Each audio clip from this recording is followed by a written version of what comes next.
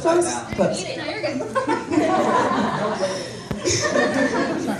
Okay, well, my name's Tashara, and first of all, I want to say that I, at first, really fought against reading any of the Harry Potter books. For some bizarre reason, yeah, probably because I was just a pompous jackass. In my 20s, I decided not to read Harry Potter because, it was, way too trendy, and I didn't want to, have anything to do with that. And so I was working at a toy store. And for some bizarre reason, they put me in charge of ordering all the gaming stuff. So I'm in the office, I'm doing my stuff. I turn around, and the entire doorway is blocked by one of the employees who is 6'5", and he looks like a werewolf. And he had a book in his hands, and he said, "You are going to read this." And I said, "No, I'm not." And he said, "You are going to read this." Okay, Josh. So I took the book home that night, and I started reading it. And of course, I come back the next day, and I said, "Shut the F up, give me the second book." Because that's just kind of how it works. I read the second book that night, I read the third book the next night, and then I had to wait 48 hours for the Goblet of Fire to come out. For some bizarre reason, I did not go to the book opening, which I still think is probably one of the worst mistakes I've ever made in my life.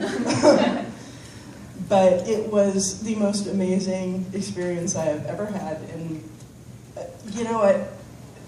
The closest I can say is I was born in '76, and the experiences that I've heard people talk about with Harry Potter are the same experiences that I heard the older kids talking about when the Narnia books first came out.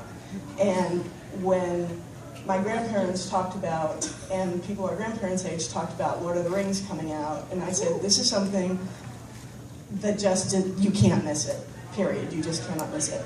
I would also like to add that when I first got sorted into Pottermore, I was a Gryffindor, and this is probably the strangest experience anybody's ever had on Pottermore, because it's all like, you're a Gryffindor, and here is your Gryffindor letter, and I went, eh. And it's all like, click to go to your common room, and I clicked to go to my common room, and it's all like, Slitherin! Alrighty then. But quite honestly, I can tell you that Slytherins are probably the greatest bunch of people. There is a pretentiousness, but it's kind of a group pretentiousness, which is sort of nice. And also, probably the least judgmental people that I have ever met in my life. Yeah, nobody's ever said, Slytherins just don't turn on each other. It just, as far as I know, it doesn't happen. And quite honestly, at least in my opinion, Harry really wouldn't have been able to do anything if it wasn't for Slughorn and Narcissa. So,